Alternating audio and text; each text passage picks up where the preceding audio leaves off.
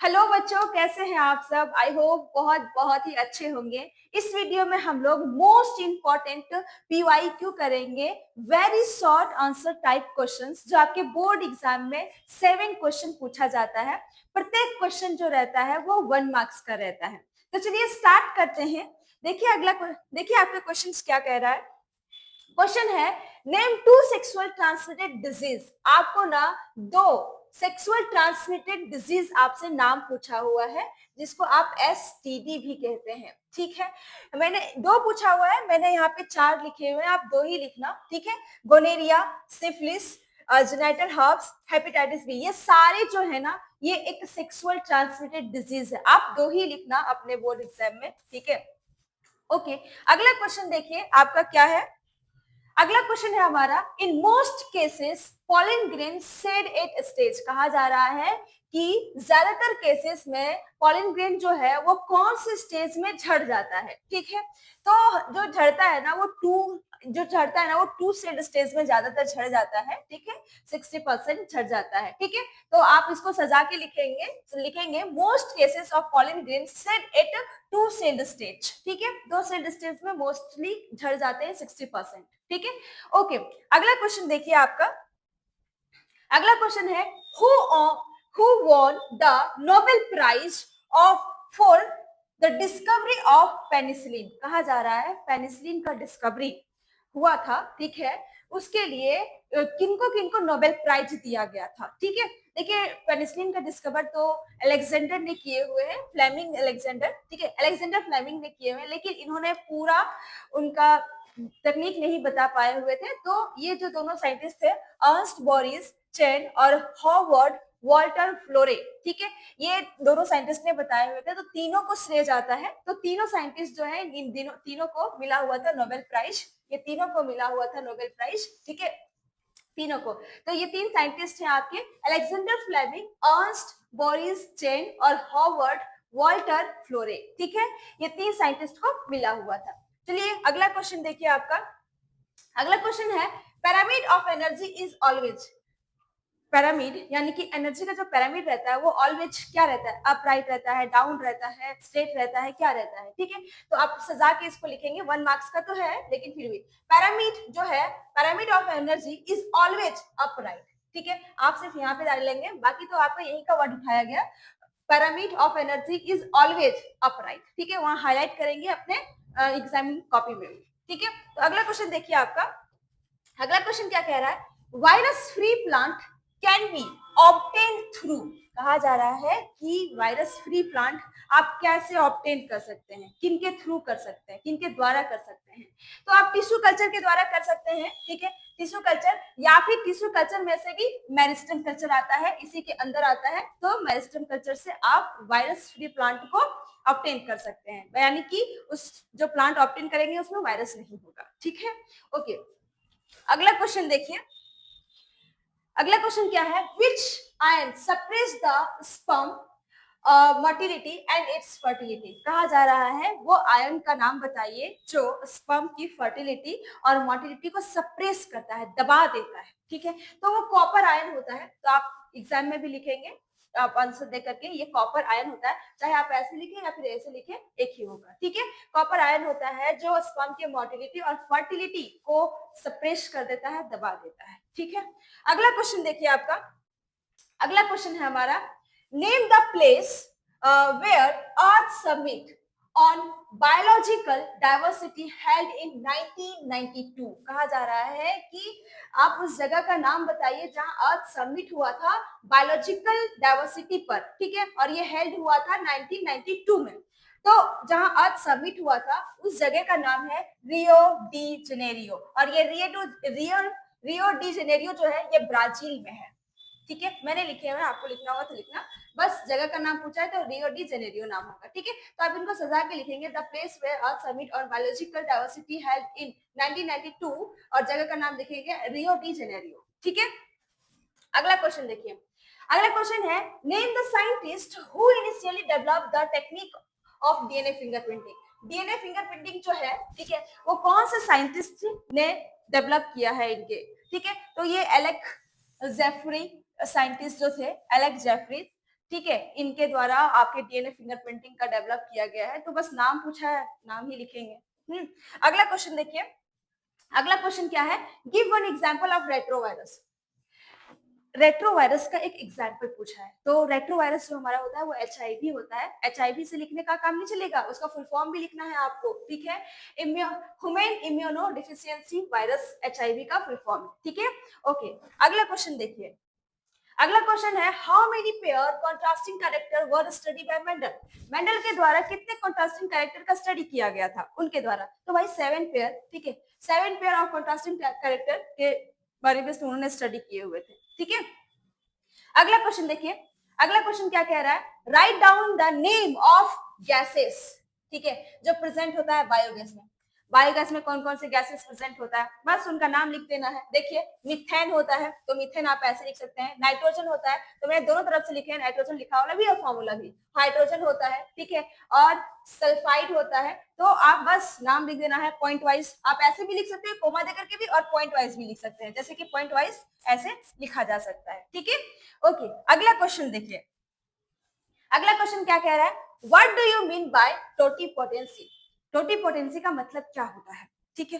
तो देखिए, टोटीपोटेंसी उसको कहते हैं, इनके पास इतनी एबिलिटी होती है, इतनी क्षमता होती है कि ये जनरेट कर सकता है एक पूरा प्लांट को, ठीक है, एक पूरे प्लांट को कोई भी सेल से या फिर कोई भी एक्स प्लांट से।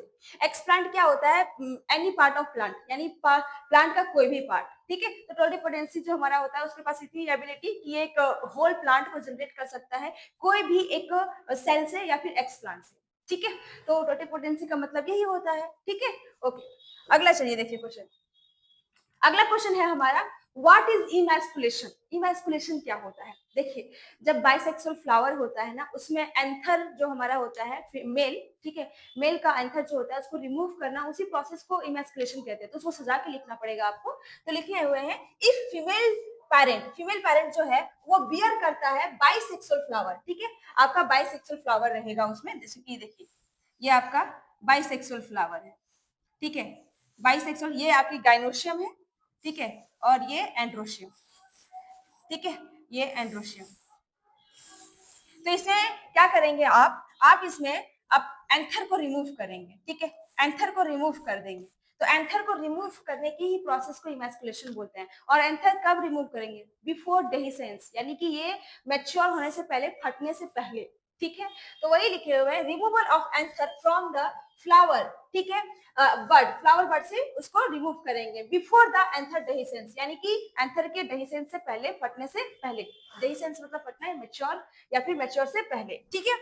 अगला क्वेश्चन देखिए आपका क्या कह रहा है, अगला क्वेश्चन है, name 2 factor which contribute to increase the population density. कहा जा रहा है कि 2 फैक्टर कौन सा है वो, ठीक है, 2 फैक्टर कौन सा है वो जो योगदान देता है पॉपुलेशन डेंसिटी को इंक्रीज करने में, ठीक है। तो देखिए, एक बर्थ नेटिलिटी उसको कहते हैं, और इमिग्रेशन मतलब होता है कि एक जो वो ऑर्गेनिज्म जो उस जगह को छोड़ करके उस जगह में दूसरी जगह में शिफ्ट हो रहे हैं, तो वहां से आ रहे, तो जाहिर सी बात है दूसरी जगह जहां पे शिफ्ट हो रहे हैं वहां का पॉपुलेशन इंक्रीज होगा ही, ठीक है। तो उसको इमिग्रेशन बोलते हैं। तो नेटिलिटी, बर्थ और इमिग्रेशन, ये 2 है जो आपके पॉपुलेशन डेंसिटी को बढ़ाता है, ठीक है। अगला क्वेश्चन देखिए, अगला क्वेश्चन है आपका, where central drug research institute, यानी कि सीडीआरआई, सीडीआरआई का फुल फॉर्म भी याद रखिएगा आप, ठीक है, ये कहाँ सिचुएटेड है, ये आपसे पूछा जा रहा है। देखिए, सीडीआरआई जो कॉन्ट्रासेप्टिव पिल्स, आपका सहेली नाम जानते होंगे, ये डेवलप करता है सीडीआरआई। तो ये कहाँ मौजूद है, कौन जगह में है, ये पूछा जा रहा है। तो ये लखनऊ में है, ठीक है, बस लखनऊ में है ये। ओके, अगला क्वेश्चन देखिए, अगला क्वेश्चन क्या है, which part of ovule from the perisperm. कहा जा रहा है कि ओव्यूल का, ठीक है, ओव्यूल का कौन सा पार्ट है जो निर्माण होता है पेरिस्पर्म। आपका पता है ओव्यूल का न्यूसेलस जो पार्ट रहता है, वो पेरिस्पर्म निर्माण करता है। होता क्या है, अब यूसेलस का अगर प्लॉइडी जानना चाहते हैं तो ये 2n ही होता है, क्योंकि इसमें ये फर्टिलाइजेशन से पहले ही बना हुआ रहता है और ये डेवलपिंग एम्ब्रियो को नरिश भी करता है। ठीक है, ये न्यूसेलस सब में नहीं बचता है, जैसे बीट हो गया, ठीक है, ब्लैक पेपर हो गया, तो उसमें रहता है, सब में, सब सारे सीड में नहीं होता है। ठीक है, तो ये बचा हुआ पार्ट आगे जाकर के पेरिस्पर्म बनता है आपके ओव्यूल में। ठीक है, तो अगला क्वेश्चन देखिए क्या है। अगला क्वेश्चन है हमारा, name 2 hormone release from placenta during pregnancy. कहा जा रहा है आपसे कि 2 हार्मोन का नाम लिखिए, ठीक है, जो रिलीज होता है प्लासेंटा में, प्लासेंटा से, कब, प्रेगनेंसी के दौरान। ठीक है, तो आप लिख सकते हैं एचसीजी। एग्जाम में एचसीजी लिखने से काम नहीं चलेगा, उसका फुल फॉर्म भी लिखना पड़ेगा आपको, ह्यूमन कोरियोनिक गोनेडोट्रोपिन। ठीक है, और दूसरा प्रोगेस्टेरोन। ठीक है, 2 ही बोला तो 2 ही लिखिए और साफ साफ एग्जाम में लिखिएगा। ठीक है, अगला क्वेश्चन देखिए।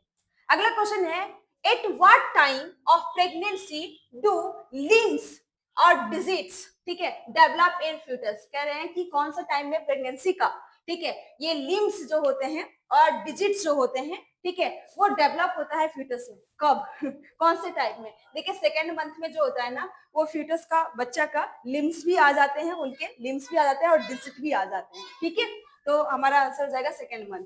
ठीक है, अगला क्वेश्चन देखिए। अगला क्वेश्चन कह रहा है, name the hormone which help in parturition. बोला जा रहा है कि कौन सा हार्मोन है जो पार्चुरेशन में हेल्प करता है। यू नो पार्चुरेशन का मतलब क्या होता है? पार्चुरेशन मतलब delivery of the baby, baby का डिलीवरी होना, ठीक है, पार्चुरेशन कहलाता है। तो ये ऑक्सीटोसिन हार्मोन रहता है ना, उस टाइम ये इंक्रीज होता है और इसकी वजह से यूट्रस कॉन्ट्रैक्ट करता है ताकि डिलीवरी हो सके बेबी का। ठीक है, तो ऑक्सीटोसिन हार्मोन जो होता है ये पार्चुरेशन में हेल्प करता है। ठीक है, अगला क्वेश्चन देखिए। अगला क्वेश्चन क्या कह रहा है आपसे, व्हाट सेंट्रल डॉगमा। कहा जा रहा है कि क्या है सेंट्रल डॉगमा, आपसे कह रहा है सेंट्रल डॉगमा क्या है। देखिए सेंट्रल डॉगमा क्या होता है, ये वो स्टेट होता है जो जेनेटिक इंफॉर्मेशन फ्लो होता है डीएनए से आरएनए, आरएनए से प्रोटीन। आपके एनसीईआरटी में कुछ इस तरह से पिक्चर दिया हुआ है। ठीक है, देखिए डीएनए से डीएनए, डीएनए से डीएनए बनने को रेप्लिकेशन कहा जाता है और डीएनए से एमआरएनए बनने की प्रक्रिया को ट्रांसक्रिप्शन कहा जाता है। ठीक है, और एमआरएनए से प्रोटीन बनने की प्रक्रिया को ट्रांसलेशन कहा जाता है। इसी को बोलते हैं सेंट्रल डॉगमा। यहाँ देखिए क्या हुआ, जेनेटिक इंफॉर्मेशन जो है वो आपका डीएनए से आरएनए गया, आरएनए से आपका प्रोटीन गया, मतलब एक डायरेक्शन में फ्लो कर रहा होता है। इसी को कहते हैं सेंट्रल डॉगमा। ठीक है, अगला क्वेश्चन देखिए। अगला क्वेश्चन देखिए क्या कह रहा है, give one example of adaptive radiation. Adaptive radiation का एक एग्जांपल पूछा जा रहा है। इवोल्यूशन में आप ये चैप्टर में पढ़े होंगे। ठीक है, ये डार्विन फिंचेस, ठीक है, एक ही एग्जांपल इनका डार्विन फिंचेस है। ठीक है, एग्जांपल आपसे पूछा हुआ एडेप्टिव रेडिएशन का डार्विन फिंचेस होगा। ठीक है, अगला क्वेश्चन देखिए। अगला क्वेश्चन क्या कहा जा रहा है आपसे, क्वेश्चन है हमारा, क्वेश्चन ही नहीं आ रहा है। हाँ क्वेश्चन आया, देखिए क्वेश्चन कहा जा रहा है, what are the mucosa associated lymphoid tissue, यानी ये माल्ट, माल्ट का भी फुल फॉर्म याद रखिएगा। ठीक है, कहा जा रहा है ना कि व्हाट आर, यानी कि माल्ट क्या है, से आपसे पूछा जा रहा है। तो देखिए माल्ट जो हमारा होता है ना, माल्ट जो हमारा होता है ये एक लिम्फोइड टिश्यू होता है जो कि लोकेटेड होता है विद इन लाइनिंग, ठीक है, with in lining major track, बहुत सारे ट्रैक में ये आपके लाइनिंग होता है। जैसे आपको मैं बताऊं, रिस्पिरेटरी ट्रैक में होता है, ठीक है, डाइजेस्टिव ट्रैक में ये होता है, यूरोजेनाइटल ट्रैक में होता है। और पता है माल्ट यानी कि ये एक लिम्फोइड टिश्यू होता है, ये कॉन्स्टिट्यूट करता है about 50% of lymphoid tissue in human body. Human body में ये 50% होता है। ठीक है, अगला क्वेश्चन देखिए आपका क्या कह रहा है। अगला क्वेश्चन हमारा जो है, where is the highest biodiversity found on earth. सबसे ज्यादा, ठीक है, सबसे ज्यादा हाईएस्ट बायोडाइवर्सिटी अर्थ में कहाँ पाया जाता है? तो अमेज़न रेन फॉरेस्ट है। ठीक है, ये अमेज़न रेन फॉरेस्ट बहुत ज्यादा बायोडाइवर्सिटी पाया जाता है यहाँ पे। ठीक है, तो अमेज़न रेन फॉरेस्ट इसका आंसर होगा। अगला क्वेश्चन देखिए। अगला क्वेश्चन कह रहा है, राइट द नेम, ठीक है, right the name of 2 program initiated by ministry of environment और forest to save the major river और ऑफ योर, ठीक है, और कंट्री फ्रॉम पॉल्यूशन। कह रहा है कि आप 2 प्रोग्राम लिखिए जो शुरुआत किया गया है, इनिशिएटेड मतलब शुरुआत किया गया है किनके द्वारा, मिनिस्ट्री ऑफ इन्वायरमेंट के द्वारा और फॉरेस्ट के द्वारा, जो कि आपके मेजर रिवर्स जो होते हैं हमारे कंट्री में उसको सेव किया जा सके पॉल्यूशन से। ठीक है, तो 2 है, ठीक है, 2 प्रोग्राम है आपका, एक गंगा एक्शन प्लान, ठीक है, और एक यमुना एक्शन प्लान बनाया गया है ताकि आपके रिवर को पॉल्यूशन से सेव किया जा सके। ठीक है, ओके, अगला क्वेश्चन देखिए। अगला क्वेश्चन है हमारा, what is the source of cannabinoids chemical. आपसे पूछा जा रहा है कैनाबिनॉइड्स केमिकल का क्या सोर्स है, क्या स्रोत है उसका। ठीक है, कैनाबिनॉइड्स जो होता है ना, एक ग्रुप केमिकल का ग्रुप होता है, ठीक है, जो कि ये इंटरेक्ट करता है कैनाबिनॉइड रिसेप्टर से, और कैनाबिनॉइड रिसेप्टर जो होता है हमारे ब्रेन में प्रेजेंट होता है। ठीक है, और इसका इफेक्ट, इसका डायरेक्ट असर जो होता है वो कार्डियोवेस्कुलर सिस्टम में होता है आपके बॉडी का। ठीक है, कार्डियोवेस्कुलर सिस्टम यानी कि हृदय का रक्त वाहिकाओं में। ठीक है, हृदय के रक्त वाहिकाओं में ये इनका डायरेक्ट इफेक्ट होता है, तो यही इनका स्रोत होता है। ठीक है, अगला क्वेश्चन देखिए आपका, अगला क्वेश्चन देखिए क्या कह रहा है, other than recombination which process bring variation. कहा जा रहा है इन डीएनए, कहा जा रहा है रिकॉम्बिनेशन के अलावा, ठीक है, रिकॉम्बिनेशन के अलावा वो कौन सा प्रोसेस है जो डीएनए में वेरिएशन लाता है। ठीक है, म्यूटेशन है। ठीक है, म्यूटेशन से डीएनए में वेरिएशन आता है, डीएनए में कोई भी चेंजिंग हो जाता है। ठीक है, अच्छा, रिकॉम्बिनेशन क्या होता है, ये आपके मियोसिस के दौरान बनता है। ठीक है, मियोसिस के दौरान क्रॉसिंग ओवर जब होता है तब गैमीट का एक्सचेंज होता है, क्रॉसिंग ओवर, उसमें डीएनए में भी चेंजिंग आता है। ठीक है, अगला क्वेश्चन देखिए, अगला क्वेश्चन कह रहा है, right the name of bacteria that produce methane. ठीक है, आपसे पूछा जा रहा है कि उस बैक्टीरिया का नाम बताइए जो प्रोड्यूस करता है मीथेन को। ठीक है, यानी कि CH4 मीथेन। ठीक है, देखिए मीथेन प्रोड्यूस कर रहा है तो मिथेनोजन बैक्टीरिया ही होगा। ठीक है, मिथेनोजन बैक्टीरिया जो होता है ये प्रोड्यूस करता है मीथेन को। मैंने लिख दिए हुए। अगला क्वेश्चन देखिए, अगला क्वेश्चन कह रहा है, give one example of female heterogamety. ठीक है, एक एग्जांपल दिया पूछा जा रहा है फीमेल हेटेरोगेमेटी का।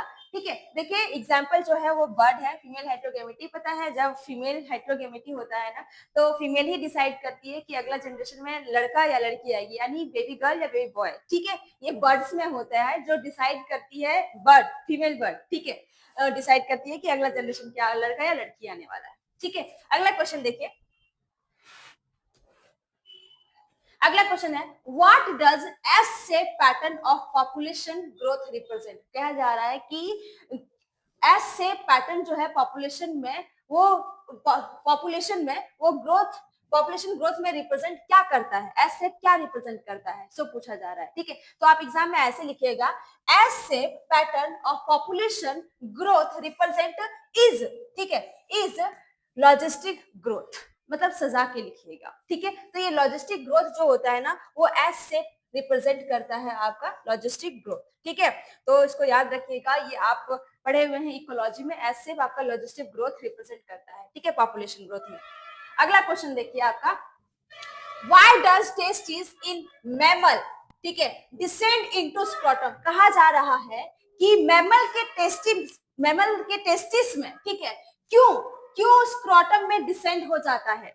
ठीक है, क्यों स्क्रोटम में डिसेंड हो जाता है आपके मैमल में, टेस्टिस में। ठीक है, क्यों, देखिए होता क्या है ना कि बॉडी से टेस्टिस को आपको ना 2 से लेकर के 2.5 डिग्री सेल्सियस कम चाहिए होता है, इसलिए डिसेंड कर जाता है। ठीक है, तो वही लिखे हैं, बिकॉज क्योंकि लोअर टेम्परेचर चाहिए than the internal body temperature, यानी कि इंटरनल बॉडी टेम्परेचर के कंपैरिजन में, ठीक है, टेस्टिस को जो है वो 2 से लेकर के 2.5 डिग्री सेल्सियस कम चाहिए होता है, सो दैट इसीलिए वो डिसेंड कर जाता है स्क्रोटम में। ठीक है, अगला क्वेश्चन देखिए, अगला क्वेश्चन क्या कह रहा है आपसे, व्हाट इज प्राइमरी सलज। प्राइमरी सलज क्या होता है। ठीक है, जितने भी सॉलिड मटेरियल होता है, ठीक है, वो सेटल हो जाता है और वो निर्माण करता है प्राइमरी सलज। आई मीन जैसे भी जितने भी गंदगी होते हैं, ठीक है, जैसे कि आपका लकड़ी वगैरह जो भी होता है, ठीक है, वो क्या होता है एक टैंक में सेटल हो जाता है, नीचे सेटल हो जाता है, ग्रेविटी से नीचे सेटल हो जाता है, तो वो जितना भी नीचे सेटल हो रहा होता है ना गंदगी, जो भी है प्लास्टिक वगैरह जो भी है, ठीक है, तो वो जो सेटल होता है उसी को प्राइमरी सिलज कहते हैं, ठीक है, तो उसको उसको जो सेटल होता है नीचे उसको सॉलिड मटेरियल कहते हैं, ठीक है, तो इसको प्राइमरी सिलज कहते हैं। अगला क्वेश्चन देखिए, अगला क्वेश्चन क्या है, name the type of cell, बोल रहा है कि name the type of cell that produce antibodies, बोला जा रहा है कौन सा सेल जो है वो प्रोड्यूस करता है एंटीबॉडीज, ठीक है, तो आप इसको बी सेल भी कह सकते हैं या बी लिम्फोसाइट भी कह सकते हैं, ये सेल जो होता है वो एंटीबॉडी को प्रोड्यूस करता है और आपको बचाता है, ठीक है। अगला क्वेश्चन देखिए, किसके अगेंस्ट, पैथोजन के अगेंस्ट बचाता है, ठीक है। देखिए, who discovered the first antibiotic, name the antibiotic, कहा जा रहा है कि आपसे पूछा जा रहा है कि फर्स्ट एंटीबायोटिक को किन्होंने डिस्कवर किया और एंटीबायोटिक का नाम भी लिखिए, ठीक है, तो मैंने पीछे भी बताए हुए थे कि अलेक्जेंडर फ्लेमिंग ने इसका डिस्कवर किए हुए एंटीबायोटिक का, और एंटीबायोटिक का नाम जो हमारा है वो पेनिसिलिन है, ठीक है, एंटीबायोटिक का नाम पेनिसिलिन है। अगला क्वेश्चन देखिए, अगला क्वेश्चन है आपका, would you consider the wing of butterfly, ठीक है, आप मानिए कंसिडर कीजिए ये विंग ऑफ बटरफ्लाई है और बैट का और बैट का विंग है, क्या ये होमोलोगस है या फिर एनालोगस है। देखिए, विंग ऑफ बटरफ्लाई, तो ये बटरफ्लाई जो होता है वो नॉन वर्टिब्रेट होते हैं और बैट वर्टिब्रेट होते हैं, ठीक है, तो दोनों का ओरिजिन एकदम अलग है, तो ये हमारा लेकिन काम एक ही है, ठीक है, उड़ने का, फ्लाइंग करने का, ठीक है, तो ये एनालोगस ऑर्गन हो जाता है। आप एनालोगस ऑर्गन लिखिए या फिर एनालोगस स्ट्रक्चर लिखिए, ठीक है, हाँ मतलब एनालोगस है वहां पे तो एनालोगस ही लिखिए, कोई दिक्कत नहीं है, ठीक है, तो छोड़ देते हैं इसको। अगला क्वेश्चन देखिए आपका, अगला क्वेश्चन है, name the two most biodiversity rich zone of India, कहा जा रहा है दो मोस्ट बायोडाइवर्सिटी लिखिए, जहां दो मोस्ट बायोडाइवर्सिटी रिच लिखिए जो इंडिया में है, जोन है, ठीक है, वेस्टर्न घाट, ठीक है, और ईस्टर्न घाट, यहाँ पे मोस्ट बायोडाइवर्सिटी रिच है, ठीक है, बहुत ज्यादा रिच है। अगला क्वेश्चन देखिए, अगला क्वेश्चन है, a hemophilic man marry a normal homozygous woman, ठीक है, what is the probability in percentage that their daughter will be hemophilic, कहा जा रहा है एक हीमोफिलिक मैन है, ठीक है, कहने का मतलब मैं इसको थोड़ा सा बताती हूँ इसको, ठीक है, एक हीमोफिलिक मैन है, देखिए, यानी कि उसका सेक्स क्रोमोसोम XY होगा और हीमोफिलिक है तो उसके लिए H लिख रहे हैं, हीमोफिलिक मैन है जो कि ये मैरी यानी कि शादी करता है एक होमोजाइगस वुमेन से, ठीक है, होमोजाइगस यानी कि क्रॉस करा देंगे इन लोग का, एक्स एक्स, ये फीमेल है, ये मेल है और ये फीमेल है, ठीक है, ये हीमोफिलिक मेल है और नॉर्मल ये वुमेन है, ठीक है। अब कह रहे हैं कि बताइए क्या प्रोबेबिलिटी होगी, परसेंटेज होगी, डाउटर जो इनके बच्चे आएंगे वो कितने प्रोबेबिलिटी है कि उनके बच्चे हीमोफिलिक आएंगे, ये आपसे पूछा जाए, तो क्रॉस करके देखिए, ठीक है, क्रॉस करके देखिए इनमें, देखिए इसमें क्या होंगे कि यहाँ पे आपके दो टाइप्स के गैमिट बनेंगे, ठीक है, एक आपका एक्स और एक आपका वाई, और यहाँ एक टाइप के गैमिट बनेंगे, एक ही टाइप का, आप दो लिख चाहे एक लिखे कोई दिक्कत नहीं है, ठीक है, तो इसको करते हैं हम लोग पनेट स्क्वायर, ठीक है, यहाँ पे गैमिट सजाते हैं, तो गैमिट इधर मेल लिखते हैं, ये मेल है, ठीक है, और ये फीमेल, ठीक है, तो इधर मेल का गैमिट लिखते हैं एक्स, एच हमारा हीमोफिलिक है और वाई, और इधर आपका एक्स और एक्स लिखते हैं, क्रॉस करा दीजिए, एक्स एक्स आया मतलब ये फीमेल आई हुई है, ठीक है, ये फीमेल है, एक्स वाई कर दीजिए ये मेल है, ठीक है, और एक्स एक्स एक्स एक्स ये जो है फीमेल है, और इधर से एक्स वाई ये मेल है, तो देखिए जितने भी फीमेल आई है, ठीक है, फीमेल आई है वो सारा जो है ना, यानी कि एच है हीमोफिलिक है, ठीक है, लेकिन ये हीमोफिलिक नहीं, ये कैरियर होता है, यानी आई मीन इसके पास हीमोफिलिया है, ये अगला जनरेशन जो आएगा उसके पास प्रोबेबिलिटी होगी कि वो बच्चे हीमोफिलिक होंगे, लेकिन ये जो बच्चे आए हुए हैं वो हीमोफिलिक नहीं है, वो कैरियर है, ठीक है, और आपका जो मेल आया हुआ है, मेल बेबी आया हुआ है, वो आपका नॉर्मल एकदम नॉर्मल आया हुआ है, तो देखिए प्रोबेबिलिटी तो हमारा 0% है, ठीक है, अगला जो इन दोनों का जो दोनों शादी किया, अगला इनका जो बच्चा आएगा तो 0% प्रोबेबिलिटी है कि इनके बच्चे जो होंगे वो हीमोफिलिक नहीं होंगे, ठीक है, तो यहाँ लिखा हुआ है 0%। आपको इतना नहीं करना है, लेकिन करके तो देखना पड़ेगा ना आपको, ठीक है। लेकिन 0% प्रोबेबिलिटी है। आप इनको सजा के लिखिएगा। लिखिएगा द प्रोबेबिलिटी, ऐसे लिखिएगा, the probability in percentage that their daughter will be haemophilic is 0%। सजा के लिखिएगा, ठीक है, अपने एग्जाम में इज 0%, ठीक है। अगला क्वेश्चन देखिए। अगला क्वेश्चन है हमारा, क्या कह रहा है अगला क्वेश्चन, एक सेकंड रुकिए। अगला क्वेश्चन है हमारा, कह रहा है name any two method of vectorless gene transfer. कहा जा रहा है कि आप दो ऐसे मेथड बताइए जो वेक्टरलेस है जीन ट्रांसफर में, ठीक है। वेक्टर की कोई जरूरत ही नहीं है, ठीक है, वेक्टर की कोई जरूरत ही नहीं है। तो एक माइक्रो इंजेक्शन है, ठीक है, माइक्रो इंजेक्शन है, इसके द्वारा आप सेल के अंदर जो है आप जीन ट्रांसफर कर सकते हैं, ठीक है। और एक बायोलिस्टिक है, या फिर आप उनको जीन गन बोल सकते हैं, ठीक है, जीन गन बोल सकते हैं। वो सेल के अंदर आप अपना जीन को ट्रांसफर कर सकते हैं, ये दोनों मेथड से, बिना वेक्टर का, ठीक है, बिना प्लाज्मिड का, ठीक। अगला क्वेश्चन देखिए। अगला क्वेश्चन है right the name of one sex hormone secrete by human male. कहा जा रहा है ह्यूमन मेल के द्वारा एक सेक्स हार्मोन जो सिक्रीट होता है उसका एक नाम बताइए, ठीक है। तो ये रहा male sex hormone testosterone, testosterone, ठीक है। नाम ही पूछा है एक ही, तो एक ही लिख दिए हुए हैं। तो आप लिखेंगे वहां पे one sex hormone secrete by human male is testosterone, ऐसे सजा के लिखिएगा, ठीक है। यही से क्वेश्चन से। अगला क्वेश्चन देखिए। अगला क्वेश्चन क्या है, give an example of adaptive radiation. कहा जा रहा है एडेप्टिव रेडिएशन का एक एग्जांपल दीजिए। तो ये डार्विन फिंचेस ही होगा, इनका एक ही एडेप्टिव का एग्जांपल है। वैसे मैंने पीछे शायद किए हुए इस क्वेश्चंस को, ठीक है। अगला क्वेश्चन देखिएगा। अगला क्वेश्चन क्या कह रहा है आपसे, write the name of two microorganism that are used in human welfare. दो ऐसे माइक्रो ऑर्गेनिज्म लिखिए जो ह्यूमन वेलफेयर में काम आता है, ठीक है, काम आता है। तो देखिए आपका लैक्टोबैसिलस, ठीक है, लैक्टोबैसिलस बैक्टीरिया है, ये काम तो आता है। देखिए ये क्या करता है, मिल्क को कर्ड में कन्वर्ट करने का काम करता है, तो काम है ना ह्यूमन वेलफेयर में, यस। देखियो एक है सैक्रोमाइसीस सर्विसी, ये एक ईस्ट होता है, ये ब्रेड में बनाने में काम आता है, ठीक है, आपके डो में, ठीक है। तो ये दोनों जो है माइक्रो ऑर्गेनिज्म है और ये ह्यूमन वेलफेयर में काम आता है, ठीक है। आपका यूज मतलब प्रयोग आता है। अगला क्वेश्चन देखिए। अगला क्वेश्चन हमारा कह रहा है, क्या कह रहा है, what is the chromosomal disorder. आपसे कहा जा रहा है कि क्रोमोसोमल डिसऑर्डर क्या है, ठीक है। देखिए ये वो कंडीशन है जिसके कारण आपका क्रोमोसोम जो होता है ना वो एबनॉर्मलिटीज हो जाता है। एबनॉर्मलिटी मतलब गड़बड़ी आ जाती है, क्रोमोसोम के नंबर और स्ट्रक्चर में गड़बड़ी आ जाती है, उसको कहते हैं क्रोमोसोमल डिसऑर्डर। एक मार्क्स का ही तो पूछा हुआ है, कितना लंबा लिखेंगे, ठीक है। तो आप लिखेंगे कि आपका क्रोमोसोम में क्या होता है, क्रोमोसोमल डिसऑर्डर के कारण एबनॉर्मलिटीज होता है, एबनॉर्मलिटीज हो जाती है नंबर और स्ट्रक्चर में, ठीक है, क्रोमोसोम के। अगला क्वेश्चन देखिए। अगला क्वेश्चन है व्हाट इज लाइकेन। लाइकेन क्या है, ठीक है, ये एक सिम्बायोटिक रिलेशनशिप होता है, एक सिम्बायोटिक रिलेशनशिप जो दो ऑर्गेनिज्म साथ में रहते हैं। लेकिन ये लाइकेन पूछा हुआ है कौन कौन साथ रहते हैं, तो देखिए फंगस या फिर फंजाई और अलगी दोनों साथ रहते हैं, इस रिलेशनशिप को कहा जाता है लाइकेन। और दोनों साथ रह रहे हैं तो ये सिम्बायोटिक होगा। साथ रह रहे हैं ना, पता नहीं है कौन रह रहे हैं, तो सिम्बायोटिक।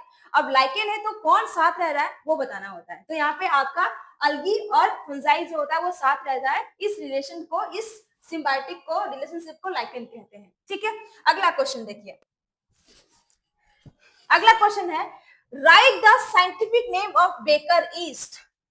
यानी कि बेकर ईस्ट का नाम आपसे पूछा हुआ है, साइंटिफिक नेम, जो ब्रेड वगैरह बनाते हैं उसमें ईस्ट का प्रयोग होता है, ठीक है, यूज होता है, तो उसका साइंटिफिक नेम पूछा हुआ है, ठीक है। तो सैक्रोमाइसी सर्विसी, ठीक है, सैक्रोमाइसी सर्विसी ये एक ईस्ट है, ठीक है, इसका साइंटिफिक नेम आपसे पूछा था, ठीक है, ओके। अगला क्वेश्चन देखिए आपका क्या है, What is the use of gel electrophoresis। कहा जा रहा है कि जेल इलेक्ट्रोफोरेसिस का क्या प्रयोग है, ठीक है, जेल इलेक्ट्रोफोरेसिस का क्या प्रयोग है।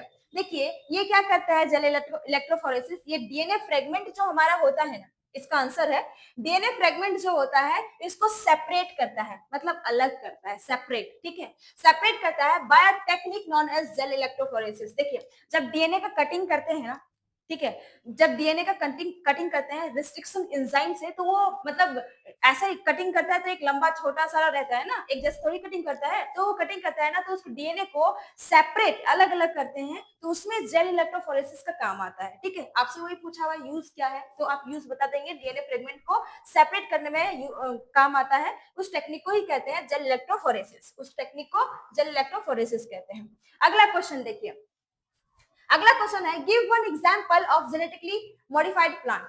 एक एग्जांपल आपसे पूछा हुआ है जेनेटिकली मॉडिफाइड प्लांट, यानी कि आप इसको शॉर्ट में पता है genetically modified plant, genetically modified जिसमें आप जीन से उसके डीएनए से छेड़छाड़ किए होंगे, ठीक है, तो वो जेनेटिकली मॉडिफाइड प्लांट हो जाता है। तो बीटी कॉटन आपने बायोटेक्नोलॉजी में पढ़े होंगे, एक पूछा हुआ है, मैंने यहाँ 3 लिखे हुए हैं, आपको एक ही जवाब देना है, BT cotton, BT corn, BT golden rice, जो इसमें विटामिन ए डाला जाता है, ठीक है, तो हमने उसको लिख दिए हुए, ये सारे जेनेटिकली मॉडिफाइड प्लांट होते हैं। ठीक है,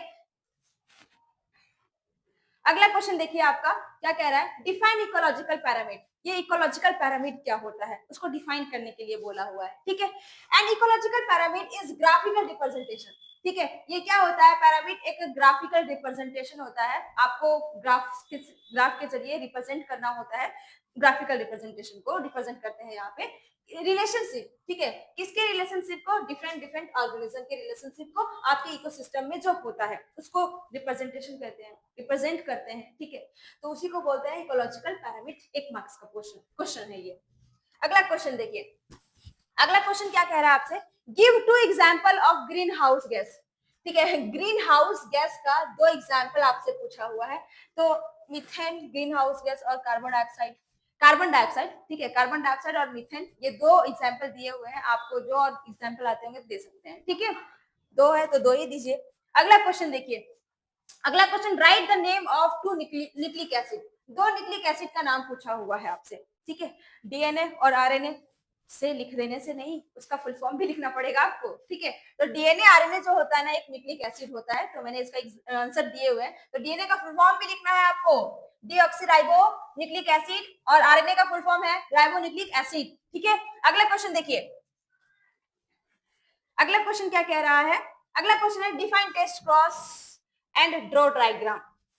टेस्ट क्रॉस को डिफाइन कीजिए और उसके डायग्राम को बनाइए। ठीक है, तो टेस्ट क्रॉस जो होता है, test cross is cross of F1 hybrid with recessive parental genotype. कहा जा रहा है कि हम यहाँ पे क्या करते हैं, यहाँ पे हम क्या करते हैं कि टेस्ट क्रॉस में F1 हाइब्रिड लेते हैं, तो F1 हाइब्रिड जो हमारा था कैपिटल टी स्मॉल टी रहता है। ठीक है, और इसको किसके साथ क्रॉस करते हैं, रिसेसिव पैरेंटल, यानी कि ये क्रॉस है और ये रिसेसिव डॉफ प्लांट, ठीक है, उसके साथ क्या करते हैं, इसको क्रॉस करते हैं। तो गैमिट देख लीजिए कितने टाइप्स के गैमिट बनेंगे, यहाँ पे आपके 2 टाइप्स के गैमिट बनेंगे, कैपिटल टी स्मॉल टी, और यहाँ पे 1 टाइप के गैमिट बनेंगे, चाहे आप 1 लिखिए या 2 लिखिए, कोई दिक्कत नहीं। ठीक है, तो इसका पनेट स्क्वायर कर देते हैं। ठीक है, डायग्राम भी बोला है करने ना, तो यहाँ पे गैमिट लिख दीजिएगा, गैमिट। ठीक है, गैमिट जो हमारा है ये गैमिट है, हाँ ये आपका गैमिट है, गैमिट। ठीक है, निकाले गैमिट हम लोग लिखते हैं, पहले पहले इधर का लिख लेते हैं, कैपिटल टी स्मॉल टी। ठीक है, अब इधर का, ठीक है, आपका स्मॉल टी स्मॉल टी। ठीक, अब देखिए इसको करते हैं,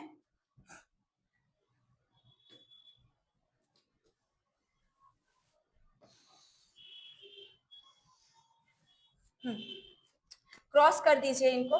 ठीक है, क्रॉस कर दीजिए, कैपिटल टी स्मॉल टी, तो पहले कैपिटल टी फिर स्मॉल टी लिखेंगे, यानी कि ये आपका जो प्लांट है वो टॉल आया है। ठीक है, टॉल आया हुआ है, कैपिटल टी स्मॉल टी, अभी जो प्लांट आया ये डॉर्फ आया है। ठीक है, capital T small T doll, ठीक है, स्मॉल टी डॉर्फ। ठीक है, ये आपका डॉर्फ, ये आपका टॉल। ठीक है, तो यहाँ पे आपका टेस्ट क्रॉस का, ठीक है, टेस्ट क्रॉस का जो रेशियो आ जाएगा वो आपका 1:1 ही आ जाएगा। क्यों, देखिए टॉल हमारा एक आया है और एक डॉर्फ, 2 आया नंबर ना, आखिर टॉल तो एक ही आया, डॉर्फ तो एक ही आया, तो एक टॉल एक डॉफ 1:1, ठीक है। ये आपका हो जाएगा, ये रहा पूरा का पूरा आंसर इनका, ठीक है। अगला क्वेश्चन चलिए देखते हैं क्या है हमारा। अगला क्वेश्चन हमारा जो है आए तब तो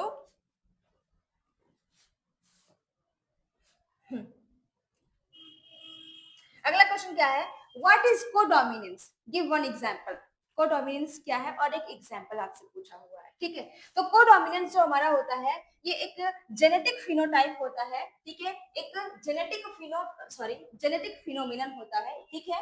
वर जहां पे दोनों अलील, ठीक है, इन अ जीन आर एक्सप्रेस, मतलब दोनों जीन जो होते हैं उनके दो अलील होते हैं, ठीक है, वो दोनों एक्सप्रेस करते हैं। कोडोमिनेंस देखो ना नाम पे ही को मतलब साथ साथ, ठीक है। को मतलब साथ, जो यहाँ पे डोमिनेंट होंगे वो दोनों डोमिनेंट होगा, मतलब दोनों एक्सप्रेस करेगा, ठीक है। तो आपका इसका एग्जांपल जो है ए ब्लड ग्रुप, जैसे कि किसी इंसान का ए ब्लड ग्रुप होता है, तो इसका मतलब है कि आई ए और आई बी ये दोनों जीन जो है वो डोमिनेंट है, दोनों शो करेगा, तो कोडोमिनेंस, ठीक है। अगला क्वेश्चन देखिए, अगला क्वेश्चन हमारा जो है व्हाट इज एक्सॉन, एक्सॉन क्या है, सब पूछा हुआ है। तो ये कोडिंग सीक्वेंस होता है, या फिर आप इनको कह सकते हैं एक्सप्रेस्ड सीक्वेंस, ठीक है। यानी कि ये आगे जाकर के दिखा रहा है, ठीक है। तो कोडिंग सीक्वेंस या फिर एक्सप्रेस सीक्वेंस कह सकते हैं, आर डिफाइंड एज एक्सॉन, ठीक है। ये जो हमारा होता है ये सीक्वेंस जो होता है ये अपीयर होता है इन मैच्योर आरएनए में, ठीक है। इसी को बोलते हैं एक्सॉन। इंट्रॉन जो होता है नॉन कोडिंग सीक्वेंस होता है, ठीक है। एक्सॉन कोडिंग सीक्वेंस होता है, 1 मार्क्स का ही पूछा हुआ है, ठीक है। अगला क्वेश्चन देखिए, अगला क्वेश्चन है व्हाट इज जीन गन, ठीक है। जीन गन क्या होता है, cell are bombarded with high velocity microparticle of golden और टंगस्टन कोटेड विथ डीएनए। देखो इसमें कहा जा रहा है कि सेल जो है, ठीक है, सेल जो है आप इसमें क्या करते हैं हाई वेलोसिटी से बॉम्बार्ड करते हैं, मतलब गोली चलाते हैं, ठीक है। और जो माइक्रो पार्टिकल होता है आपका डीएनए का, ठीक है, तो उसको गोल्ड और टंगस्टन से कोटेड करते हैं, उसके ऊपर कोटेड करते हैं और इस सेल के अंदर डाल देते हैं, जीन गन, ठीक है। अगला क्वेश्चन देखिए, अगला क्वेश्चन मतलब थैंक यू, इतना ही रखते हैं, ठीक है। क्वेश्चन कैसा लगा बताइएगा जरूर, ठीक है। तो इतना ही रखते हैं, मिलेंगे हम लोग अगले वीडियो में, तब तक के लिए टेक केयर।